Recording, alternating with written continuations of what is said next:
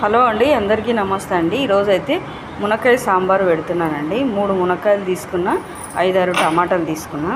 దానికి కావాల్సిన ఐటమ్స్ అండి: ఒక దోసకాయ, 2 ఉల్లిపాయలు కట్ చేసిన, చిన్న సొరకాయ ముక్క కట్ చేసిన, 5-6 పచ్చిమిరపకాయలు, 5-6 కంటే ఎక్కువనే ఉన్నాయి. పచ్చిమిరపకాయలు సరిపడా కట్ చేసిన.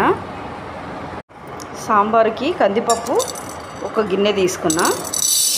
కందిపప్పు నీట్గా కడుక్కొని మెత్తగా ఉడికించుకోవాలి.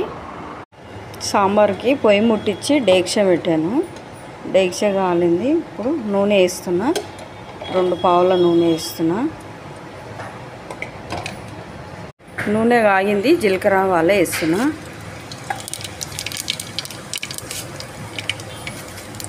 ఎండుమిరపకాయలు కూడా వేస్తున్నా. కరివేపాకు వేస్తున్నా. ఇప్పుడు కట్ చేసుకున్న ముక్కలు వేస్తున్నా.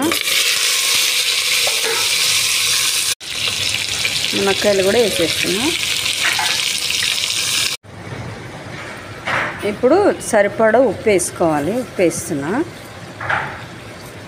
2 స్పూన్ల పసుపు వేస్తున్నా.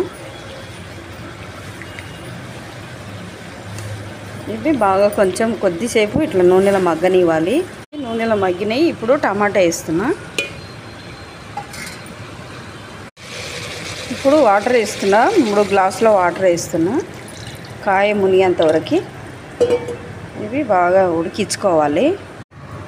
సాంబార్లకి చింతపండు, ఉల్లిగడ్డ అంతా చింతపండు తీసుకున్నా.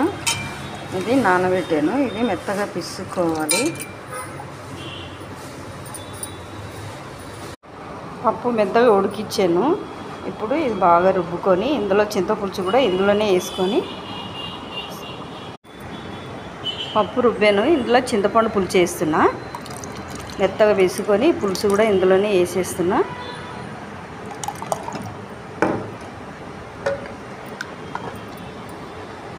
కాయలు బాగా ఉడికినాయండి. ఇప్పుడు చింతపండు పప్పు ఉడకబెట్టి రుబ్బాను కదా, అది ఇది పోసేస్తున్నా.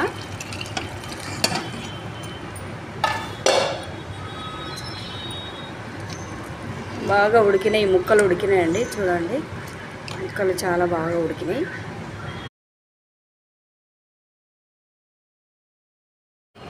సాంబార్ అయితే రెడీ అయిందండి. లాస్ట్లో కొత్తిమీర వేసుకుంటే సరిపోతుంది. కొత్తిమీర వేసేసాను. సాంబార్ అయితే చూడండి, సాంబారు చాలా బాగుంది. మునక్కాయ సాంబారు ఎండాకాలము సాంబార్ వేసుకొని వేడివేడి అన్నంలో వేసుకొని తింటే